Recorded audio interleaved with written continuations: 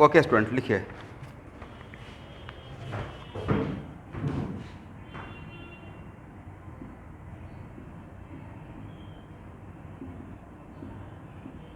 Due point, bubble point समझ में आ गया ना? ओके, बबल पॉइंट का मतलब कौन सा पॉइंट? जस्ट बबल पॉइंट का मतलब जहां पे पहला बबल बनेगा, राइट?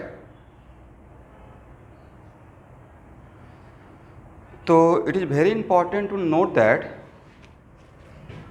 कि आप जो एक्स डैश ए और एक्स डैश बी निकालते थे वो कहाँ का निकालते थे?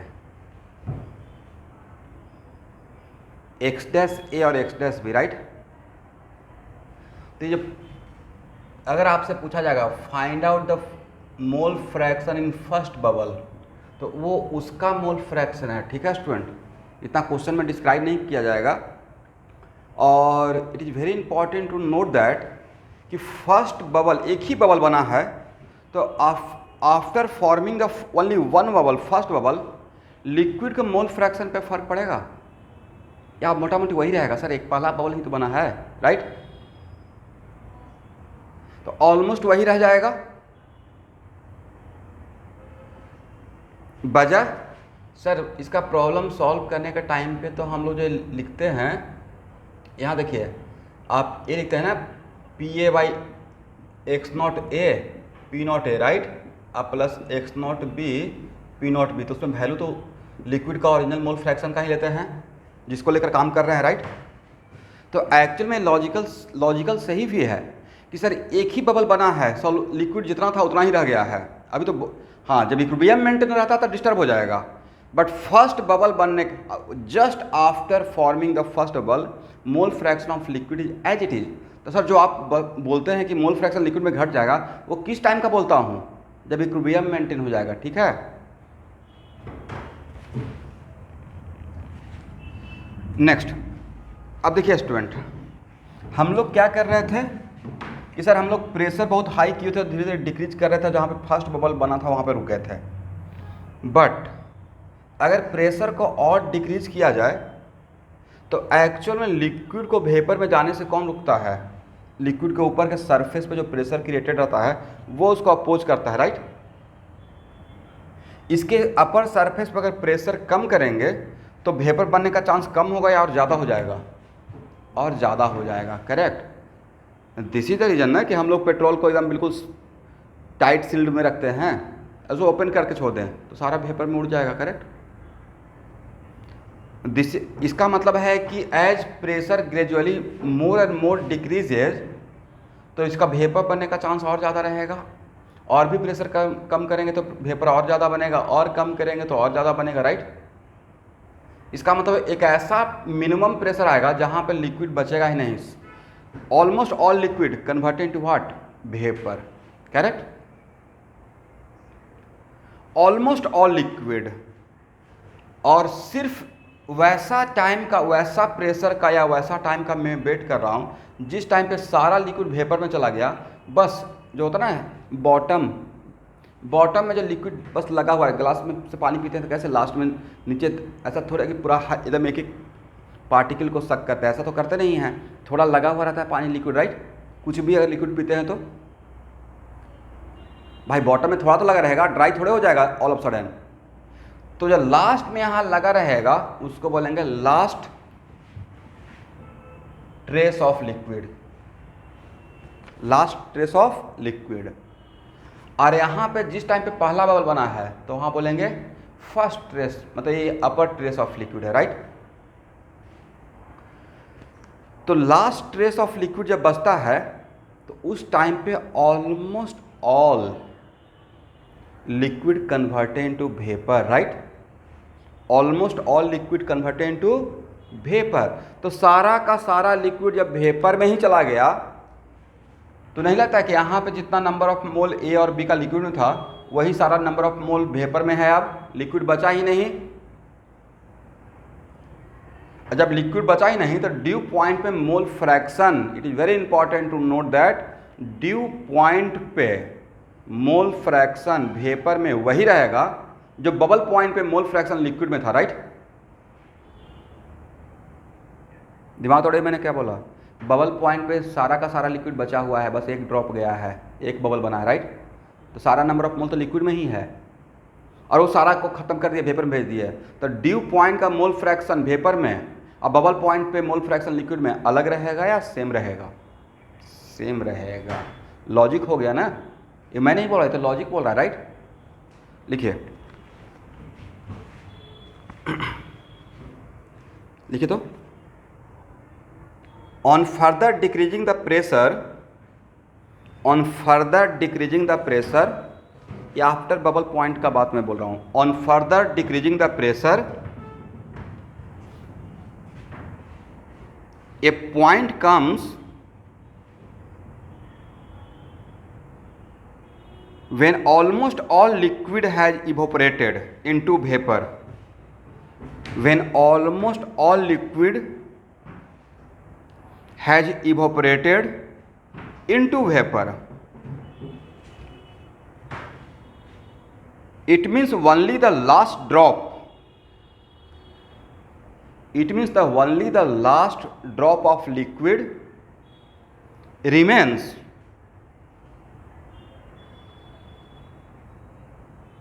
This point is called dew point. This point is called dew point.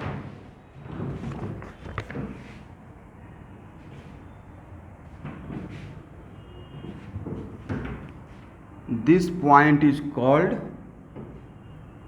dew point.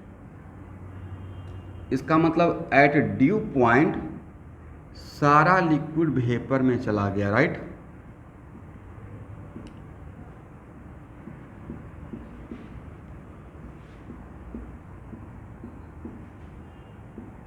सिर्फ यहाँ का एक बस लास्ट ड्रॉप बचा हुआ है, इसको हम बोलते हैं लास्ट ट्रेस ऑफ लिक्विड, ठीक है।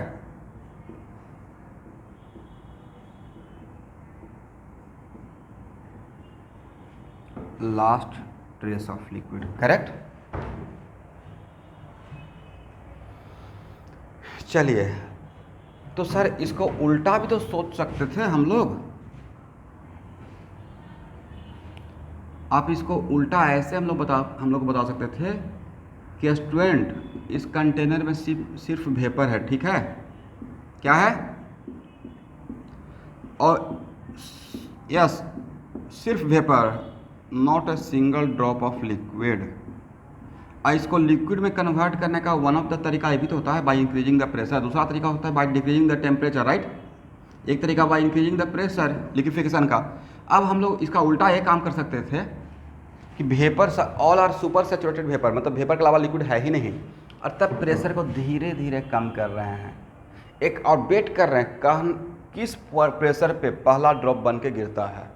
तो जहाँ पे फर्स्ट ड्रॉप बनेगा, फर्स्ट ड्यू, तो फर्स्ट ड्यू बनेगा तो क्या पूरा कंटेनर भर जाएगा, या यहाँ पे बस एक थोड़ा सा लिक्विड आएगा, एक ट्रेस बनेगा। तो उल्टा करके सोचना या ऐसे करके सोचना अलग सेंस है या सेम ही बात है, राइट। सेम बात है।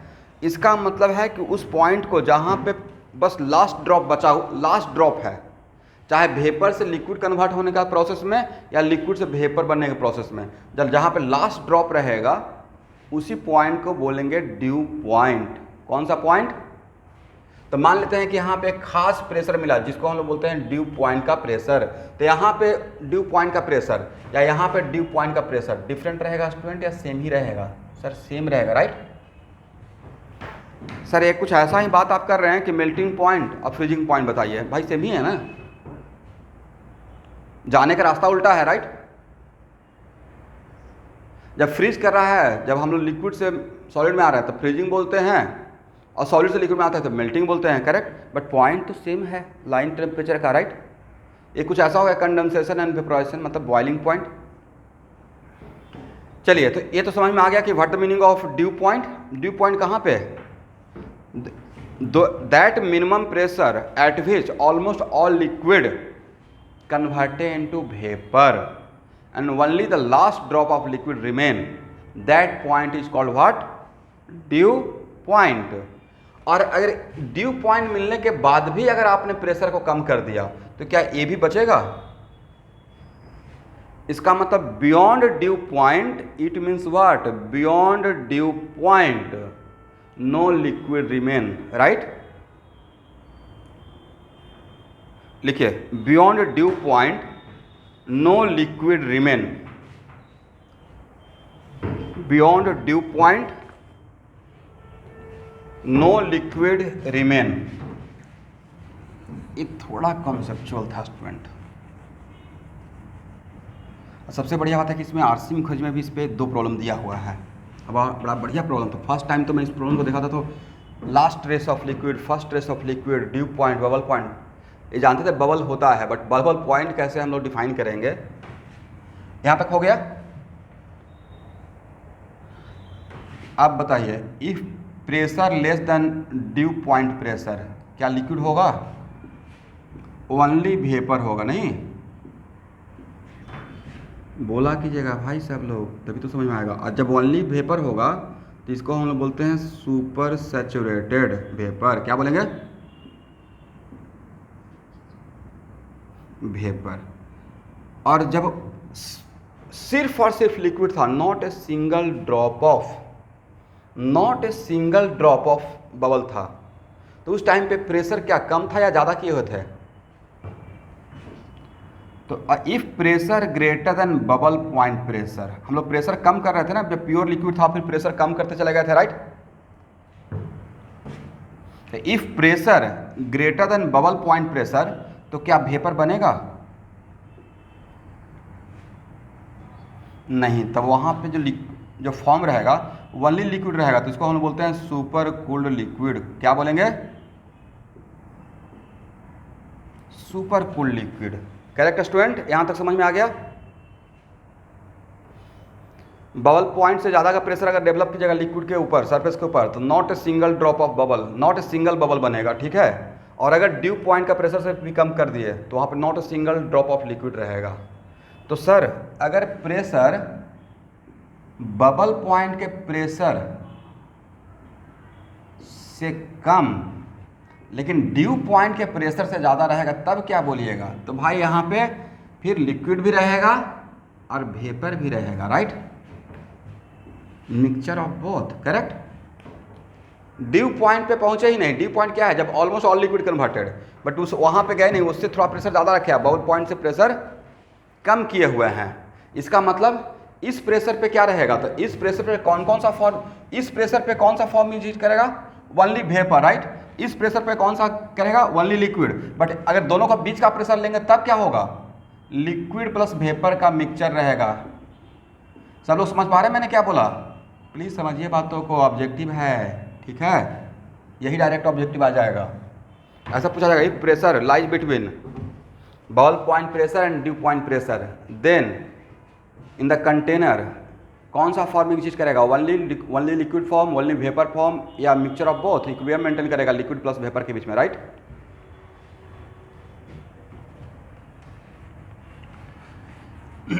चलिए अब ये बताइए, ड्यू पॉइंट पे आपके पास लिक्विड अब बचा, तो sir last trace, last drop, भाई लास्ट ड्रॉप को इग्नोर करेंगे तो almost all liquid converted to what? Vapour. अब बबल पॉइंट पे क्या सारा लिक्विड था या सारा लिक्विड बचा हुआ है? बस एक पहला बबल बना था, राइट। तो मोल, तो क्या यहाँ पे हम लोग नोट करके प्रॉब्लम सॉल्विंग पर्पस के लिए ये लिख सकते हैं?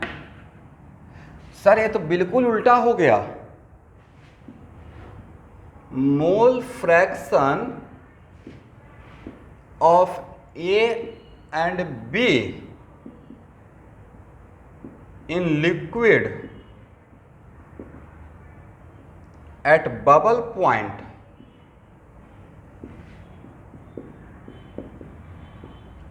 must be equal to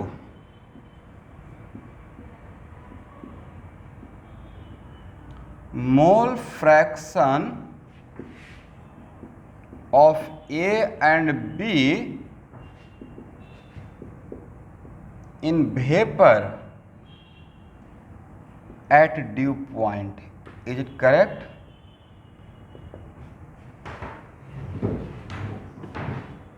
लिख लीजिए, इंपॉर्टेंट है, प्रॉब्लम सॉल्विंग में हेल्प करेगा।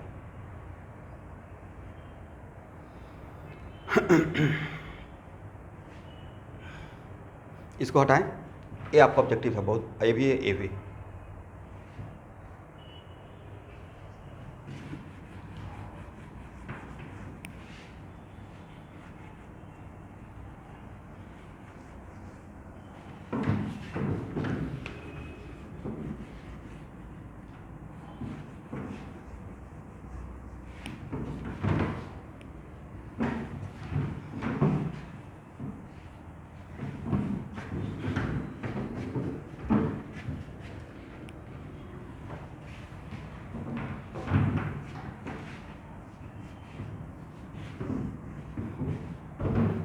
चलिए यहाँ तक कोई प्रॉब्लम नहीं है।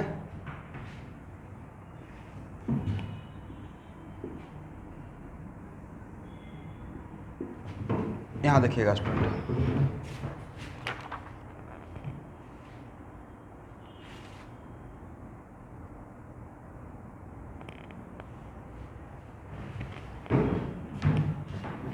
ये जो स्ट्रेट लाइन था ये किसका था?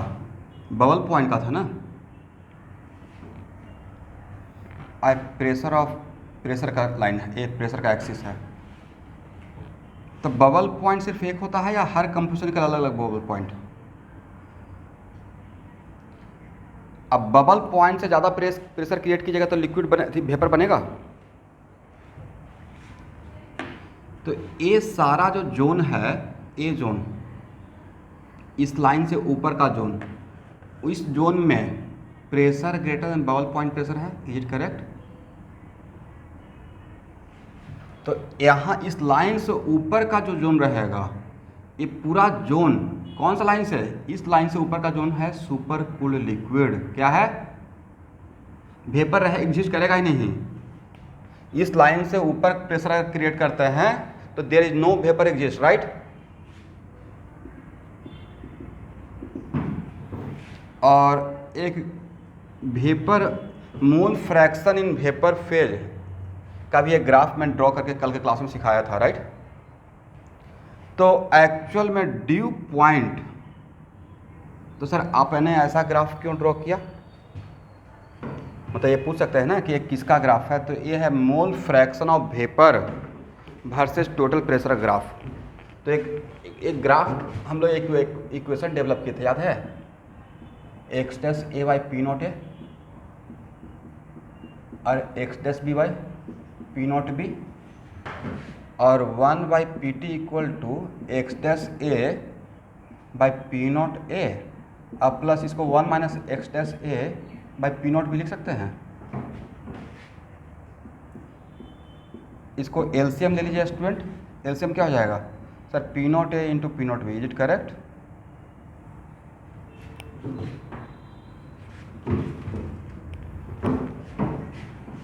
देखिए स्टूडेंट, थोड़ा सा मेरे साथ ही पॉजिटिव बोलिए या नेगेटिव बोलिए। मैं कोशिश करता हूँ कि या तो कोई चैप्टर कवर नहीं करें या शुरू करते थे लगता है कि उसमें बहुत बढ़िया से तरीके से, ताकि एक सेटिस्फेक्शन मिले कि पढ़े।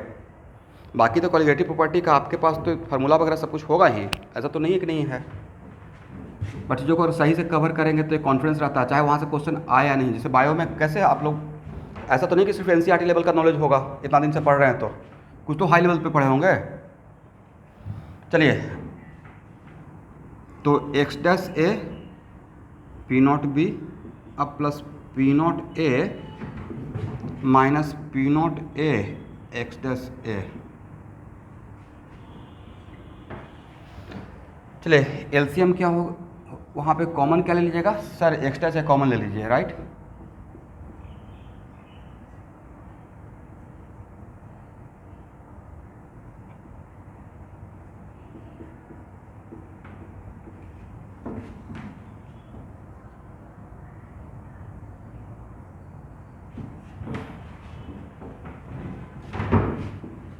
तो PT इक्वल टू क्या लिखिएगा सर? PT इक्वल टू आपको लिखना पड़ेगा पी नॉट ए बी और डिवाइडेड बाई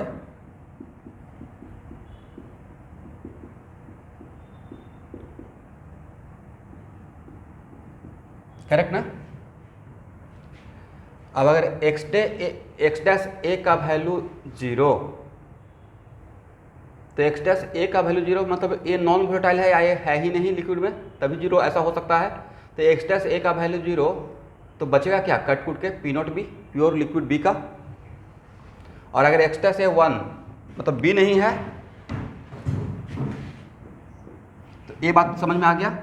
और एक कैसा इक्वेशन है sir, this is equation of hyperbola, ये कुछ ऐसा ही इक्वेशन है ना, 1/2/3x + 5, ऐसा ही कुछ इक्वेशन है। एक कैसा इक्वेशन होता है, it is kind of hyperbola. इसलिए मैंने एक ग्राफ किसका है, ये pressure versus mole fraction of A and be in liquid phase, right. ये है किसका ग्राफ, टोटल प्रेशर, समझ गए, टोटल प्रेशर। ये किसका ग्राफ था, ये था pressure versus mole fraction in liquid, right.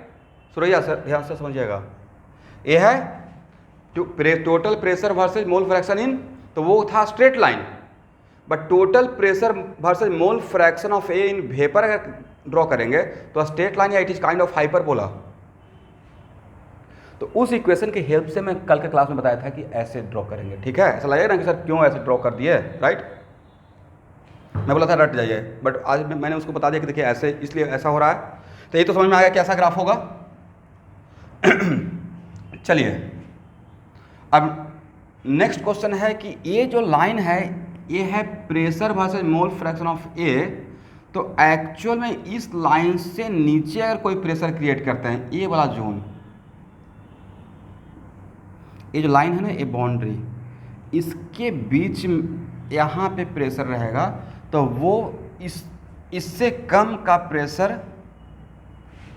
और क्या यहाँ देखिएगा, it is very important to note that कि लिक्विड में अगर मोल फ्रैक्शन x भी है तो उसका वेपर में बताया था ना, मोल फ्रैक्शन जिसका ज़्यादा वोलेटाइल कैरेक्टर है उसका बढ़ जाता है, यहाँ पे आता है। तो एक्चुअल में इस पॉइंट से नीचे, और हर कंपोजिशन के लिए अलग अलग, हर कंपोजिशन के लिए अलग अलग बबल पॉइंट होगा और अलग अलग ड्यू पॉइंट होगा। इज इट कंपलसरी कि हर कंपोजिशन के लिए सेम बबल पॉइंट और सेम ड्यू पॉइंट रहेगा? It is not compulsory, right. ये होना भी नहीं चाहिए। तो एक्चुअल में इस लाइन से, इस कर्व से नीचे का जो जोन रहेगा उसको बोलते हैं super saturated vapour, right.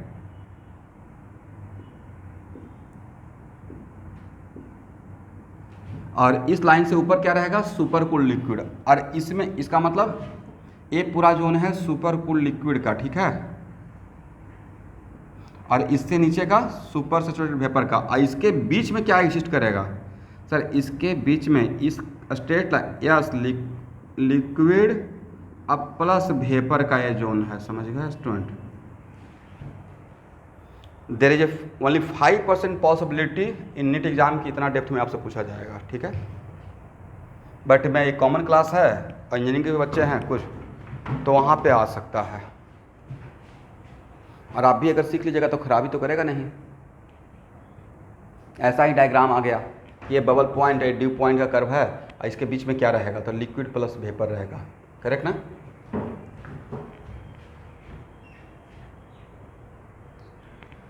Draw कर लीजिए।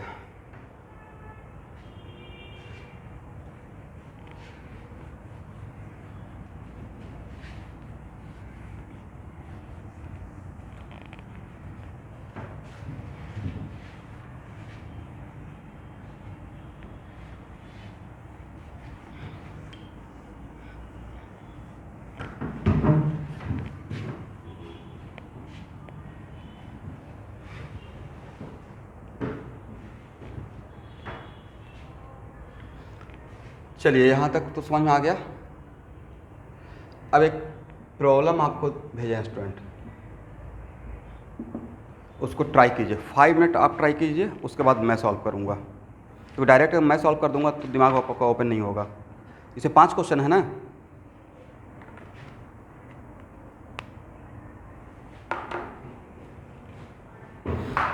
सब लोग ट्राई करेंगे। 5 मिनट ट्राई कीजिए, मैं वेट कर रहा हूँ।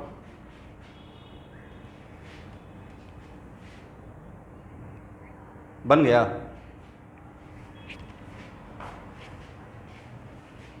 हेलो एवरीवन,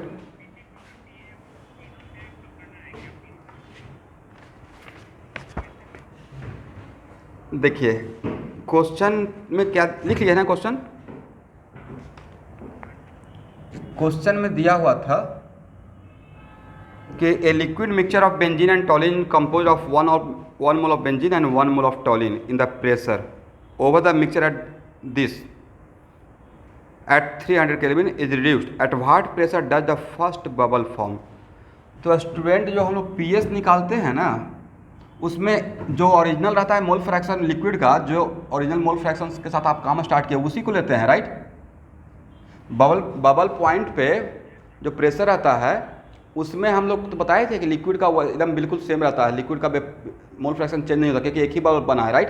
तो वो एक्चुअली हम लोग जो पीएस का फार्मूला जानते हैं वो एक्चुअली बबल पॉइंट का ही है, राइट। तो एक्स बेंजीन और पी नॉट बेंजीन और प्लस एक्स टॉलिन पी नॉट टॉलिन, तो यहाँ से जो प्रेशर मिलेगा वो बबल पॉइंट का प्रेशर है। Is it clear? और ये हो गया। और उसके बाद जो आप एक्स डैश बेंजीन निकालेंगे वो एक्चुअली पहला बबल का ही कंपोजिशन था। किसका कंपोजिशन था? फर्स्ट बबल का कंपोजिशन, करेक्ट। तो सेकेंड क्वेश्चन क्या है, what is the composition of first bubble form. तो क्या फार्मूला से निकाल लेंगे, X dash B equal to क्या, X B P not B और डिवाइडेड बाई, बोलिए, पी टी। पी टी तो निकाल, पी टी जो मतलब जो पी एस क्या यहाँ से निकल जाएगा, और X dash T X not B, ये sorry X not X T P not T और divided by P S. T stand for toluene. हो जाएगा ना स्टूडेंट। पहला क्वेश्चन हो गया, ये सेकेंड क्वेश्चन भी हो गया।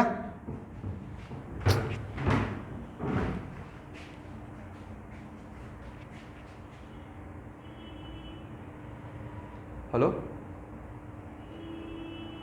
Hello, catalyst coaching Guwahati, catalyst coaching centre Guwahati, no problem.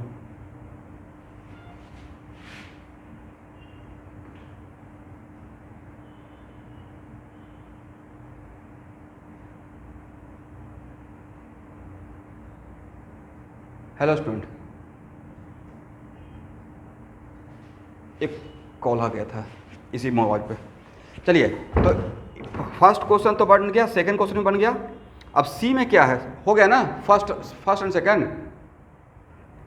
सी में if the pressure is reduced further at what pressure does the last trace of liquid disappear. Last trace of liquid disappear, तो last trace of liquid disappear के लिए हम लोग को वो pressure, इसका मतलब ड्यू पॉइंट का प्रेशर पूछ रहे हैं, राइट। तो 1/PS किस पॉइंट का, बबल, ये जो निकाले हैं वो बबल पॉइंट का था, राइट। और ये वैल्यू तो डैम से और निकाल के रेडी होंगे, कुछ तो आया होगा। कितना आया, 70 mm ऑफ Hg। चलिए, और ड्यू पॉइंट के लिए, तो सर ड्यू पॉइंट के लिए आप इस फार्मूला पे क्यों आ गए। तो ड्यू पॉइंट पे क्या हम लोग ये लगा सकते हैं, पी नॉट बेंजीन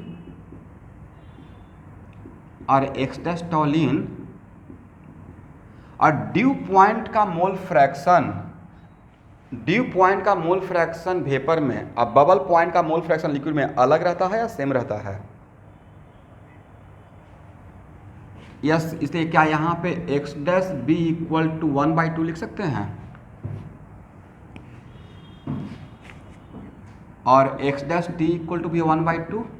अब यहाँ से यस, तो यहाँ से पी एस ड्यू बताइए कैलकुलेट करके, सब लोग फास्टली कैलकुलेट कीजिए, सारा न्यूमेरिकल वैल्यू आपके सामने है। डायरेक्ट यहाँ पुट कर दिए ना, कैलकुलेशन में आसान होगा नहीं। बट यहाँ पे एक्स डैश के लिए, और समझ गए, अगर ए पॉइंट अगर दिमाग में नहीं रहता कि ड्यू पॉइंट पे वेपर में मोल फ्रैक्शन क्या लें या क्या फार्मूला अप्लाई करें। 400 आया है या 400/7 आया है,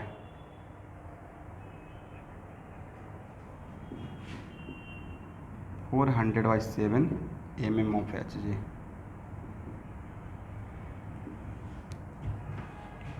ये निकल गया। कैलकुलेट कर लीजिएगा, यहाँ से ए आएगा, मैं वैल्यू बता दिया क्या लेना है। डी क्या है, what is the composition of last drop of liquid, जो लास्ट ड्रॉप ऑफ लिक्विड बचा हुआ है उसमें कंपोजिशन क्या है। तो लास्ट ड्रॉप ऑफ लिक्विड मतलब मैं ड्यू पॉइंट का बात कर रहा हूँ, राइट। तो मान लेते हैं कि मेरा x डबल डैश बी और x double dash T, this is the composition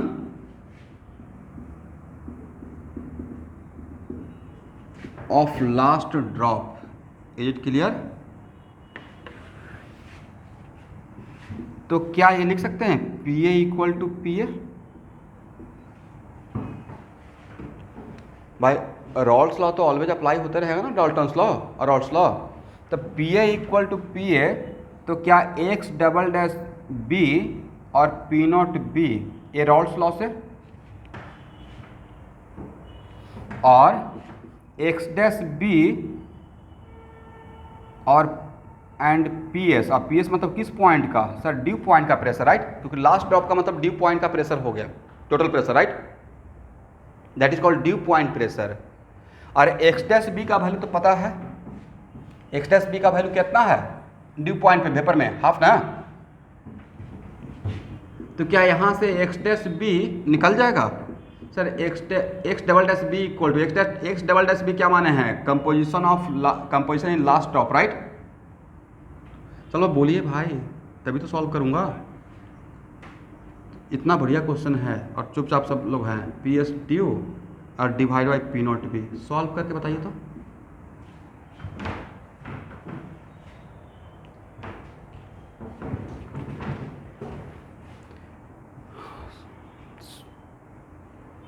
solve कीजिएगा तो ये 5/7 आना चाहिए। देखिए तो कितना आता है,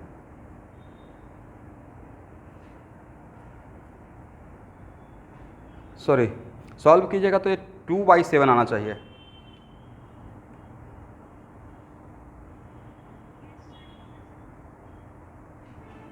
टू बाई सेवन सबका आया है।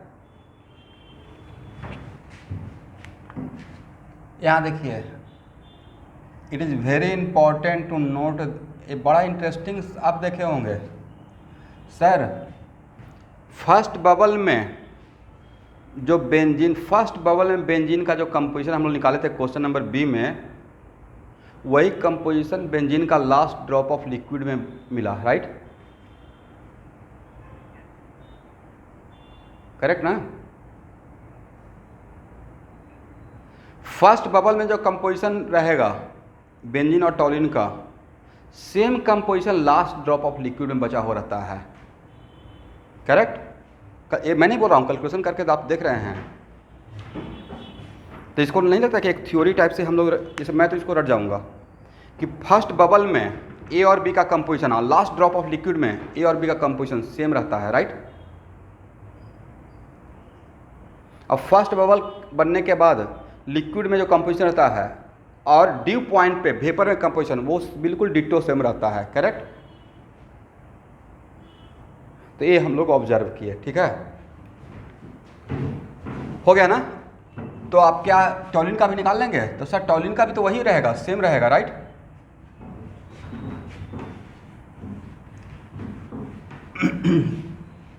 अच्छा देखिए, आपका ड्यू पॉइंट का प्रेशर निकल गया है कितना, 400/7, और बबल पॉइंट का प्रेशर कितना आया था, निकाले थे 70, करेक्ट। इसका मतलब प्रेशर अगर 70 से कम और 407 से ज़्यादा रखते हैं, तब यहाँ पे लिक्विड प्लस वेपर दोनों रहेगा। Is it clear.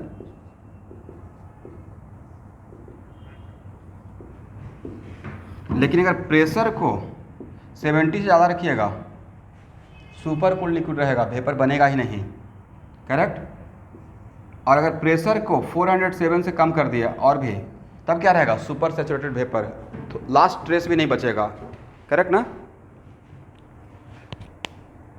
चलिए, ये बहुत बढ़िया क्वेश्चन है। Last question, what will be the pressure composition, what will be the pressure comma composition of liquid and composition of vapour when 1 mole of the mixture has been vaporised, pressure क्या रहेगा जब 1 mole of mixture vaporise कर जाएगा?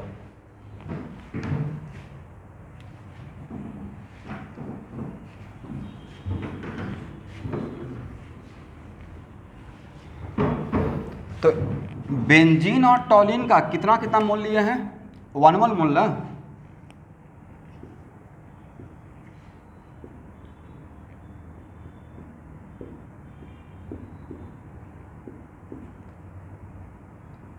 Benzene का 1 मोल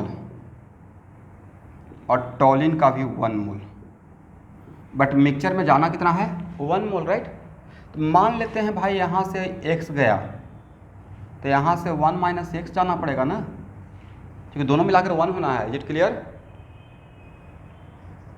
तो अब बताइए, तो यहाँ पे लिक्विड में कितना बचा? तो सर यहाँ से x चला गया, तो लिक्विड में बचा कितना जाने के बाद? 1 माइनस एक्स। ऐसा कितना बचा? x। इसका मतलब ये सर x का वैल्यू पता चल जाए तो काम बन जाएगा, राइट। x का वैल्यू पता चल जाएगा तो a भी निकल जाएगा वेपर में भी, बेंजीन और टॉलिन का, और लिक्विड में भी निकल जाएगा, क्योंकि only variable is x, right.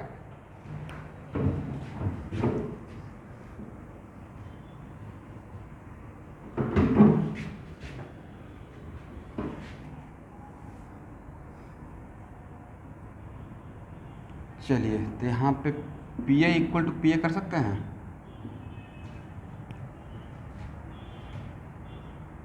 और पी ए इक्वल टू एक बार रोल्ट लगा दीजिए, तो क्या हो जाएगा? Mole fraction of benzene into P not benzene equal to mole fraction of benzene into P S. और ए कितना रहेगा सर? ए तो रहेगा x by how much? x by 1 ना। टोटल मोल इसका 1 माइनस एक्स प्लस एक्स 1 है। अब benzene का पी नॉट भी तो पता ही है, न्यूमेरिकल वैल्यू। और ए कितना रहेगा sir? 1 minus x by 1, right. और टोटल प्रेशर के लिए क्या लिखिएगा? टोटल प्रेशर के लिए लिखेंगे x P not benzene plus 1 minus x P not टॉलिन, correct ना। अभी देखिए, आप समझ रहे हैं मैंने क्या किया? मैं x बाई टोटल मोल लिखा हूँ यहाँ पे, और 1 माइनस एक्स बाई टोटल मोल, तो बट टोटल मोल तो 1 ही है लिक्विड में, राइट। अरे 1 माइनस एक्स बाई 1 किसका लिखा हूँ? मोल फ्रैक्शन इन वेपर फेज, तो नहीं लगता ये क्वाड्रेटिक बन गया? इसमें ए वैल्यू और ए वैल्यू है, और x का क्वाड्रेटिक हो गया, तो क्या इसको सॉल्व कर लेंगे? इतना टफ नीट में नहीं आएगा। तो x का क्वाड्रेटिक रहेगा तो ऑब्वियसली 2 वैल्यू मिलेगा, तो हो सकता है कि निगेटिव वैल्यू हो, उसको छोड़ देना है। तो सर दोनों पॉजिटिव, तो जो दोनों पॉजिटिव रहेगा उसमें से जब 1 से जो बड़ा वैल्यू रहेगा उसको छोड़ दीजिएगा, क्योंकि यहाँ पे x का वैल्यू 1 से बड़ा रहेगा नहीं, राइट। इसका वैल्यू पॉजिटिव होना चाहिए और 0 से 1 के बीच में होना चाहिए। तो 2 वैल्यू में से सिलेक्ट कर लेंगे कौन लेना है कौन नहीं लेना है, इज करेक्ट। तो यहाँ के बाद काम कर लेंगे आप लोग। और अगर x निकल गया तो टोटल प्रेशर भी निकल जाएगा। अगर x निकल गया तो टोटल प्रेशर तो यही है ना, और x निकल गया तो लिक्विड और वेपर दोनों हर जगह का कंपोजिशन भी निकल गया है, करेक्ट।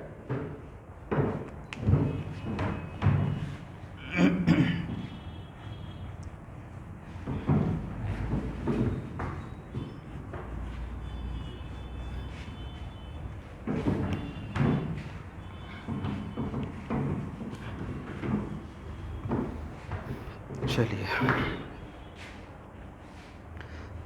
तो अभी तक हम लोग क्या पढ़ रहे थे स्टूडेंट? अभी तक हम लोग सॉल्यूशन में पढ़ रहे थे both are volatile and both are miscible, right. Both are volatile and both are miscible, correct ना। और उस केस में both are volatile and both are miscible, और उसमें हम लोग आइडियल भी देखे और डेविएशन भी देखा। डेविएशन में 2 टाइप का, पॉजिटिव भी देखे और निगेटिव भी देखे। फिर उसमें ग्राफ भी देखे, फिर बबल पॉइंट भी देखे, ड्यू पॉइंट भी देखे, और उस पर एक बढ़िया क्वेश्चन ले लिए हैं। अगर किसी को और भी एक क्वेश्चन करना रहेगा तो आरसी मुखर्जी में देखिएगा सेम टाइप का क्वेश्चन आपको 30 से 40 नंबर, सॉरी 20 से 35 या 40 नंबर के बीच में कोई क्वेश्चन मिलेगा, शायद मोस्ट लाइकली क्वेश्चन नंबर 26 या 27, colligative property of solution, same जो आज अभी मैंने क्वेश्चन किया।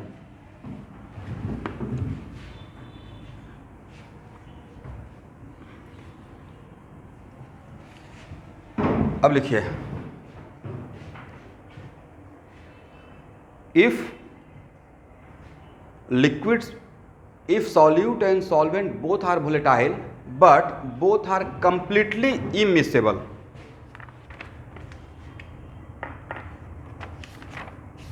but both are completely immiscible,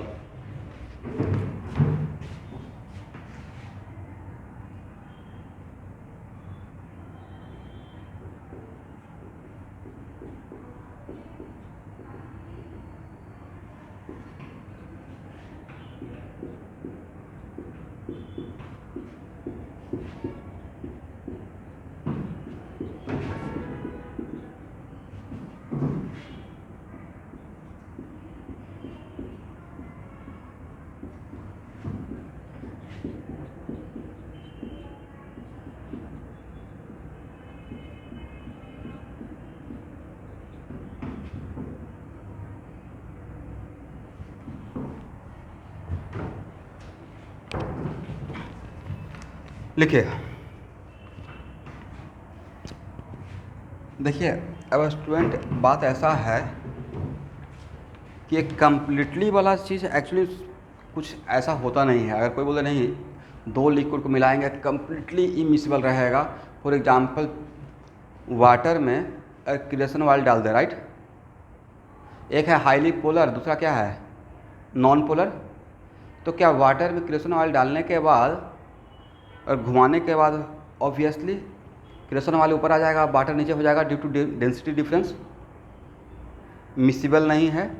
but क्या ऊपर से क्रेसन ऑयल को हटाने के बाद उस वाटर को आप पी पाएंगे? क्यों सर, थोड़ा स्मेल आते रहेगा, राइट। भाई स्मेल क्यों आया? कुछ तो इसका मतलब सर कुछ मिक्स हुआ है, राइट, 1%, करेक्ट ना। तो एक कम्प्लीटली वाला एक आइडियल बात है, तो हम लोग खैर प्रॉब्लम सॉल्विंग पर्पस के लिए हम लोग वही मानेंगे। 99% चीज़ 99% अपने कैरेक्टर को फॉलो कर रहा है, तो उसको हम लोग 100% मान के प्रॉब्लम को ले रहे हैं, ओके। तो एक कुछ ऐसा सिचुएशन है कि कम्प्लीटली इमिसिबल है, एक लिक्विड दूसरे लिक्विड में मिक्स क्यों होता है सर? शायद उसके बीच में some kind of force of attraction रहता होगा, right. Without any force of attraction क्या मिक्स होगा एक दूसरे के साथ? Some kind of wonder of force of attraction रहता होगा या एच बॉन्डिंग व्हाट एवर। लेकिन अगर ए और बी कंप्लीटली इमिसिबल है, कंप्लीटली इमिसिबल, तो नहीं लगता है कि ए और बी साथ होकर भी साथ नहीं है? ए और बी साथ होकर भी साथ नहीं है, इसका मतलब ए का वेपर अगर जाना चाहेगा तो क्या बी उसको अपोज करेगा? अभी तो बोले मिसिबल नहीं है, तो there is no any force of attraction, तो अपोज। तो ए और बी सेम कंटेनर में होते हुए भी अपना ऐसा कैरेक्टर शो करेगा जैसे ए प्योर है, राइट। अब प्योर फॉर्म में जैसे वो जाता था वैसे जाएगा, इसका मतलब ये अपना काम करेगा। अगर ए प्योर रहता तो ये अपना प्रेशर क्या क्रिएट करता? P not a, correct. और बी भी अगर प्योर रहता तो अपना प्रेशर क्या क्रिएट करता? P not B. तो यहाँ भी सेम है, even if both are in the same container but A अपना खुद का प्योर वाला प्रेशर एक्सर्ट करेगा और बी भी अपना खुद का प्योर वाला प्रेशर एक्सर्ट करेगा। Is it clear? तो sir what is the pressure of the solution? The pressure of the solution is what? P not A plus P not B, right. P not A plus P not B. मेरे बात को समझे सब लोग? नहीं समझे तो मैं दोबारा बोलूंगा। बाकी लोग दोबारा बोलने से पहले मुझे बताइए कि अगर ए प्योर रहता तो ये अपने ऊपर कितना प्रेशर क्रिएट करता? Sir P not A, right. B pure रहता तो कितना प्रेशर करता? P not B. और मैं यहाँ बोल रहा हूँ कि बोथ आर इमिसिबल, इसका मतलब ए और बी साथ होकर भी ये प्योर वाला कैरेक्टर शो करेगा क्योंकि मिक्स नहीं हुआ, राइट। तो ए का मॉलिक्यूल जाएगा तो बी उसको अपोज करेगा क्या? नहीं करेगा। इसका मतलब है कि यहाँ पे जो प्रेशर क्रिएट ए करेगा वो अपना प्योर फॉर्म के जैसा ही कैरेक्टर शो करके करेगा। मतलब यहाँ पे pressure develop due to A is P not A. पहले बोलते थे पी ए, अब क्या बोलेंगे? P not A, right. वो बोलेगा क्यों? तो साथ में है लेकिन प्योर जैसा है, मिक्स नहीं हुआ है, अलग अलग ही है, राइट। ये मैं बोलना चाह रहा था। लिखिए,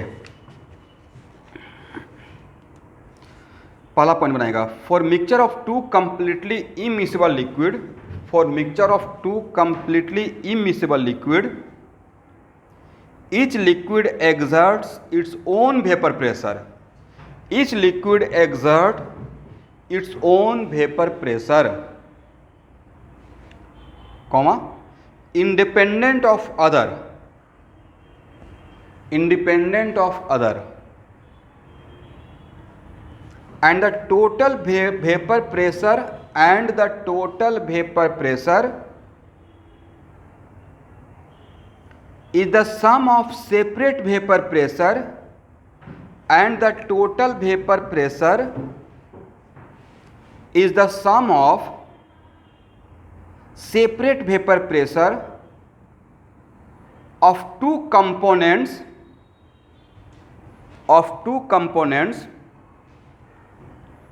in pure state.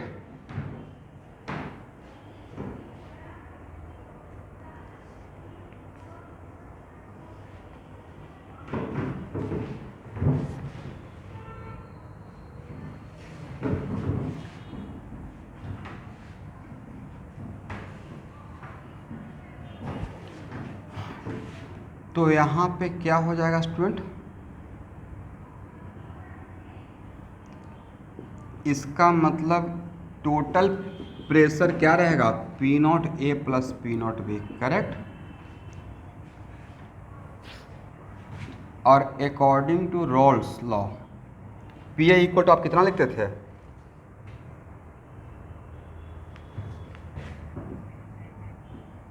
एक्स से, रोल्स लॉ के अकॉर्डिंग यही लिखते थे ना। बट यहाँ पे पी ए कितना है? पी नॉट ए ही तो है। इसका मतलब यहाँ पे एक्स से कितना लेना है? तो 1 के लिए सर लिक्विड तो है, बट लिक्विड है, बट वो जो रोल्स का था तो वहाँ पे जो मोल फ्रैक्शन हम लोग लेते थे तो एक्चुअली वो मोल फ्रैक्शन में दोनों मिसिबल था, तब हम लोग वहाँ पे मोल फ्रैक्शन ले रहे थे, रोल्स लॉ वैलिड था, राइट।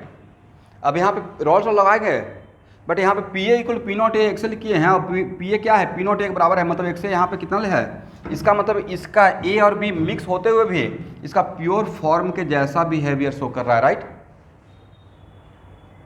इसका मतलब सर शायद लेयर अलग अलग बन के रख रहा होगा, नहीं, ए का लेयर और बी का लेयर, करेक्ट। मिला भी देंगे तो अलग अलग लेयर में सेपरेट हो जाएगा और प्योर फॉर्म के जैसा रहेगा। बट मिक्सबल रहेगा तो दोनों ए और बी का अलग अलग लेयर रहेगा या होमोजेनियस रहेगा मिक्सचर? हर जगह पे ए है, हर जगह पे बी है, राइट। अब समझिए बातों को। तो पहला तो ऑब्जेक्टिव ये बन गया कि what the total pressure in case of both are volatile and immiscible, the total pressure is P not A plus P not be.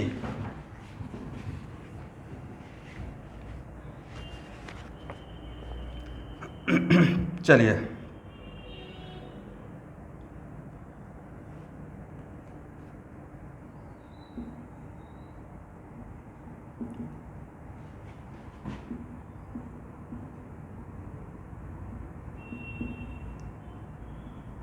एक इसका लॉ है डाल्टन का, राइट। और यहाँ पे इसके बदले क्या लिखिएगा? पी नॉट है ना। ए का पार्शियल प्रेशर प्योर ए के जैसा रहेगा और एक्स डैश से मैं क्या लिख रहा हूँ, याद है ना? एक्स डैश से क्या है? मोल fraction in which phase? Vapour phase. P S. वैसे ही पी नॉट बी के लिए क्या लिख सकते हैं? डिवाइड करेंगे, अगर इक्वेशन फर्स्ट को अगर इक्वेशन सेकंड से डिवाइड कर देते हैं तो क्या मिलेगा, P not A by P not B equal to X dash A by X dash B. ए भी कहीं पे आपका यूज में आ जाएगा। अब P not A by P not B equal to क्या, इसको लिख सकते हैं N dash A by total mole. Total mole कहाँ का, वेपर का, और N dash B by total mole कहाँ का, वेपर का। टोटल मोल आपस में cancel, right. P not A P not B equal to n dash A by n dash B. कहीं कहीं पे मैं क्वेश्चन देखा हूँ कि इसका मास पूछा गया है, तो क्या लिख सकते हैं, M dash A divide by molecular weight of A और एम डैश बी और divide by molecular weight of B. ये क्लियर ना। तो जहाँ पे जैसा रहेगा काम कर लीजिएगा। अगर ए पूछा जाएगा तो यहाँ से ए निकाल लेंगे। चलिए लिख लीजिए। तो न्यूमेरिकली बस इसमें इतना ही था।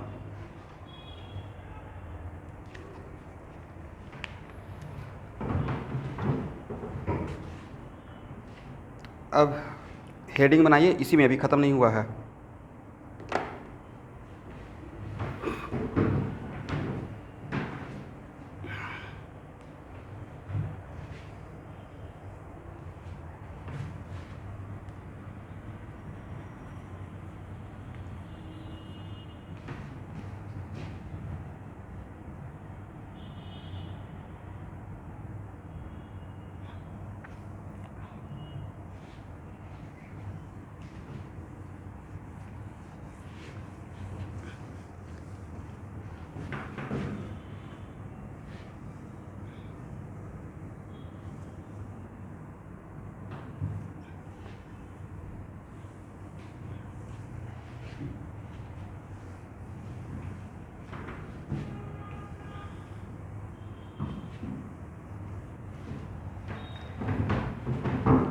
अब देखिए, एक बहुत इम्पॉर्टेंट टर्म आप सुने होंगे,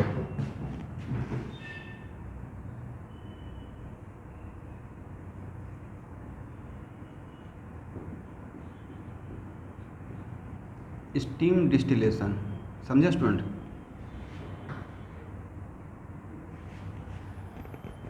तो एक्चुअल में जो पेट्रोल है, जो भी क्रूड ऑयल्स है, जो हम लोग यूज़ करते हैं एज ए फ्यूल, तो उससे बहुत सारा चीज़ बनता है अलग अलग बॉइलिंग पॉइंट पे, राइट। पेट्रोल भी बनता है after the cracking of carbon chain, जिसको पायरोलिसिस बोलते हैं। तो पेट्रोल भी बनता है, डीजल भी बनता है, उससे मोबिल भी बनता है, आपको पता होना चाहिए। उसका लास्ट एक फॉर्म रहता है जो रोड बनाने में काम आता है, जिसको बोलते हैं अलकतरा, पिच। नाम सुने हैं? तो एक्चुअल में अलकतरा जो है, जो लास्ट फॉर्म है, उसका वोलेटाइल कैरेक्टर बहुत कम है। पेट्रोल का सबसे ज़्यादा है, बट उसका वोलेटाइल कैरेक्टर एकदम जो लास्ट में वेस्टेज। देखिए कंपनी क्या करती है ना कि वो अपना, आपको लगता होगा जो वेस्टेज है वो हर एक चीज़ का यूज़ करती है, थोड़ा से थोड़ा चीज़ों को। इवन वो इतना चीज़ों को यूज़ करती है कि कहीं से अगर हीट वेस्ट हो रहा है तो वहाँ पे पाइप का पैकेट लगा देगा कोल्ड वाटर का, और कहीं पे अगर हीट का रिक्वायरमेंट है तो वहाँ से वो कोल्ड वाटर से वो जो हीट वेस्ट रहा है उसको रिजर्व करके कहीं पे यूज़ कर लेगा। मतलब इस तरीके से मैकेनिज्म होता है। बाहर से आयुसील तो यहाँ पे देखे ही होंगे इस तरीके से रहता है। तो मैं तो अंदर में उसका इंटर्नशिप भी किया हूँ, तो बड़ा कॉम्प्लिकेटेड मैकेनिज्म है। मतलब वहाँ पे कहने का सोचा कि बहुत मैक्सिमम से मैक्सिमम एनर्जी का यूटिलाइज करना है। तो मान लेते हैं कि आप कोई ऐसा काम है जिसमें जो काम 600 डिग्री सी पे हो रहा था, कितना पे, 600 डिग्री सी पे, और उसी काम को अगर 100 डिग्री से नीचे कर दिया जाए तो कितना बचत कर दिया आप कंपनी का, राइट? नहीं हो गया? बियॉन्ड 600 डिग्री सी होने वाला था, राइट? उसको आप कहाँ पे लेकर आ गए? 100 डिग्री से नीचे आ गए। तो सर कैसे होगा? तो उसका होने का तरीका है कि अलकतरा का मान लीजिए बॉइलिंग पॉइंट है 600 डिग्री। कितना डिग्री बोलिए भाई? 600 डिग्री सी। तो बॉइलिंग पॉइंट का डिफरेंशन क्या था? तो सर बॉइलिंग पॉइंट का डिफरेंशन था कि जिस टेम्परेचर पे उसका वेपर प्रेशर, इतना वेपर क्रिएट करे कि एटमॉस्फेरिक प्रेशर के बराबर हो जाए, राइट। बट अगर अकेले अलकतरा को छोड़ दिया जाए या कोई भी ऐसा जिसका volatile character is very poor, very very less, तो वो तो जाकर 600 डिग्री पे 1 atm का प्रेशर क्रिएट करेगा, धीरे धीरे वेपर बनते रहेगा, राइट। लेकिन भाई उसके साथ अगर वाटर को मिक्स कर दिया जाए तो सर वाटर ही क्यों, तो सबसे सस्ता वही है जिसका मतलब हम लोग यूज कर सकते हैं लार्ज अमाउंट क्वांटिटी में। अरे अलकतरा के साथ वाटर को मिक्स कर दिया जाए थोड़ा सा, तो अब क्या करेगा, दोनों, और बोथ आर कंप्लीटली इमिसिबल ना, मिसिबल या इमिसिबल, इमिसिबल, बट अब वहाँ पे वाटर भी वेपर में जाएगा और अलकतरा भी जाएगा, बट मैक्सिमम कंट्रीब्यूशन वेपर बनाने का किसका रहेगा, वाटर का। मैक्सिमम कंट्रीब्यूशन किसका है, वाटर का। उसको लाभ किसका मिल गया, अलकतरा को, क्योंकि बस उसको सरफेस पे चाहिए था कितना, इधर वेपर प्रेशर का वैल्यू 1 atm के बराबर, राइट। अब उससे मतलब नहीं था कि किसने 1 atm क्रिएट किया, मतलब ये था कि 1 atm होना चाहिए। तो नहीं लगता है कि वाटर और अलकतरा दोनों को अगर मिला दिया जाए और तब अगर हम लोग इसको हीट करना स्टार्ट करते हैं तो भाई ये कम ही वेपर क्रिएट करेगा, वो ज़्यादा करेगा, बट उसके सरफेस पे तो 1 atm बन गया उस सोल्यूशन का। किस सोल्यूशन का, जो कम्प्लीटली इमिसिबल था। उस जो काम प्योर अलकतरा जाए, जो काम जो 600 बियॉन्ड 600 डिग्री सी होना वाला था, उस ऑर्गेनिक कंपाउंड का जिसका volatile character very very less, वही अब 100 डिग्री से नीचे जाकर वेपर में कन्वर्ट होना, वो उसका बॉइलिंग पॉइंट 100 डिग्री से नीचे आ जाएगा। तो this is the quality of steam distillation, correct. आप समझे मैंने क्या बोला। इसका मतलब स्टीम डिस्टिलेशन का, तो सर एक काम तो बहुत बढ़िया आइडिया दे देते। ये आइडिया 100 साल पहले या 100 ईयर पहले आ चुका है, इसलिए अब आप कुछ नया काम सोचिएगा, क्योंकि आ चुका तभी तो हम लोग पढ़ रहे हैं। इसलिए ऑलरेडी काम हो रहा है under the heading steam distillation, right. तो कितना बढ़िया बात हुआ, जो 600 डिग्री के ऊपर होने का चांस था उसको घटाकर कहाँ 100 डिग्री से नीचे कर दिया गया। तो सर 100 डिग्री से नीचे क्यों, तो भाई वाटर अगर प्योर रहता तो 100 डिग्री से होता बॉइलिंग पॉइंट, राइट। कुछ तो वो नॉन वोलेटाइल लिक्विड कुछ तो सपोर्ट किया होगा वाटर को। कौन ज़्यादा सपोर्ट कर रहा है, वाटर अलकतरा को ज़्यादा सपोर्ट कर रहा है, राइट। बस वो भी तो थोड़ा सपोर्ट करेगा। तो उसके सपोर्ट की वजह से वाटर का जो था उस, यहाँ देखिए कंप्लीटली इमिसिबल में P0A प्लस P0B भी होता है, राइट। अब इसका वैल्यू ज़्यादा रहेगा, इसका कम रहेगा, बट दोनों को ऐड करेंगे तो 1 atm में तो इसको थोड़ा तो सपोर्ट मिल जाएगा 1 एटमॉस्फेरिक प्रेशर का होने के लिए। लिखिए, एक लाइन लिखिए। तो फर्स्ट पॉइंट बनेगा, the boiling point of solution of 2 immiscible liquid, the boiling point of solution of 2 immiscible liquid is less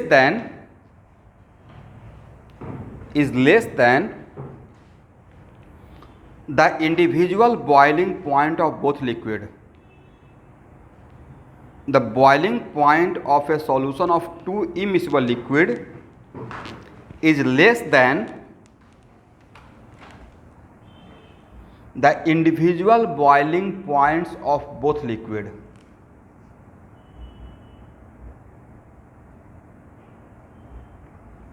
second point लिखिए, a system of 2 immiscible liquid,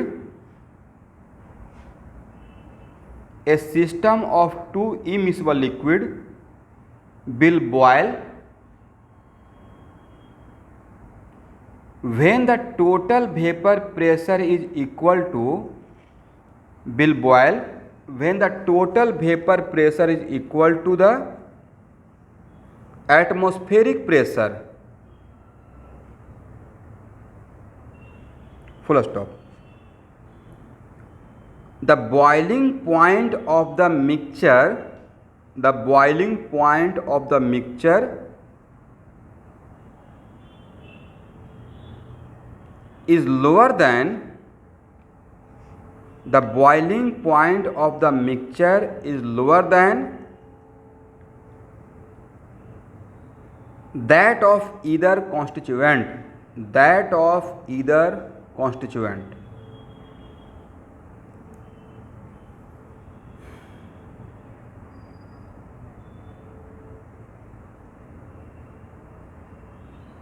एक और पॉइंट बनाइए, since total vapour pressure is independent of relative amount of two liquid, since the total vapor pressure is independent of relative amount of two liquid,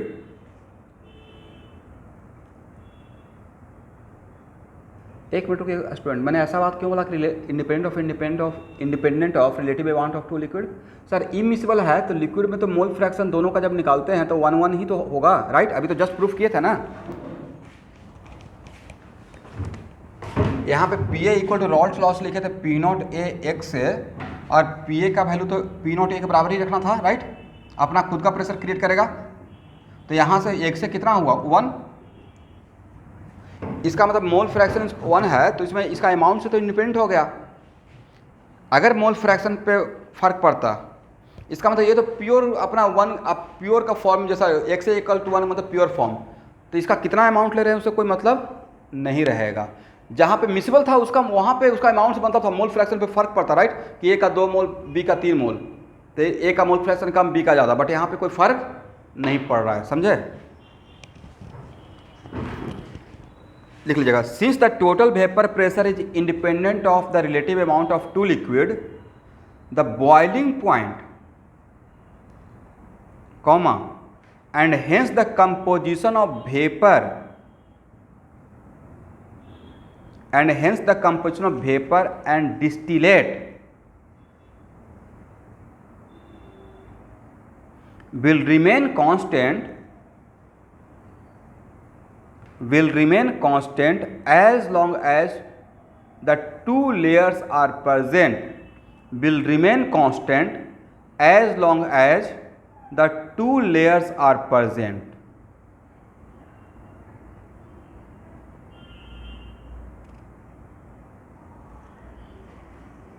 just इसको कुछ लिखना था, इसे लिख लीजिए।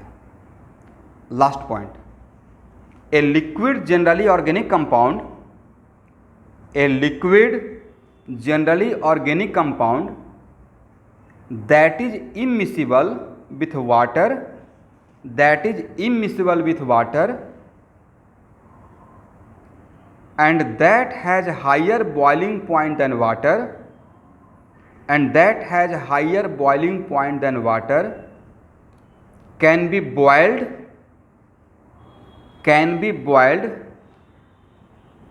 at a much lower temperature, can be boiled at much lower temperature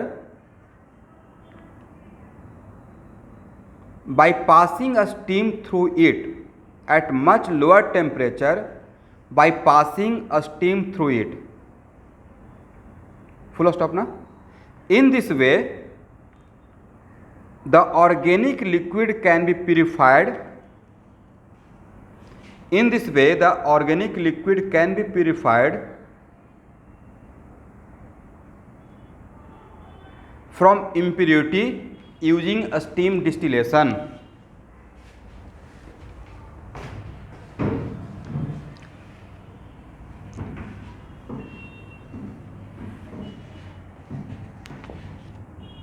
कहने का sense ये हुआ कि मेरा एक लिक्विड है, ऑर्गेनिक कंपाउंड है जिसका बॉइलिंग पॉइंट T0 भी है और ए बॉइलिंग पॉइंट वाटर का है, राइट? इंडिविजुअल। बट अगर दोनों को मिक्स करते हैं तो मिक्स करने के बाद बॉइलिंग पॉइंट क्या T0 भी और ये जो वाटर का कम है उससे भी नीचे चला जाएगा। ए बॉइलिंग पॉइंट किसका रहेगा? This is the boiling point of immiscible solution, okay?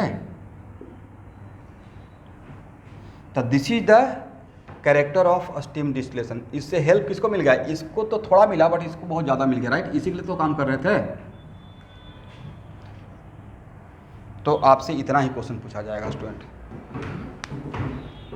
तो पिछले क्लास जहाँ से मैंने स्टार्ट किया वहाँ से सिर्फ मैं आप पढ़ा रहा था solution and both are volatile, right? Solution and both are volatile. अब वोलेटाइल में दो category, miscible and immiscible. Immiscible में ज़्यादा कुछ पढ़ना था नहीं, इसलिए इस पर ज़्यादा टाइम देने का रिक्वायरमेंट ही नहीं है।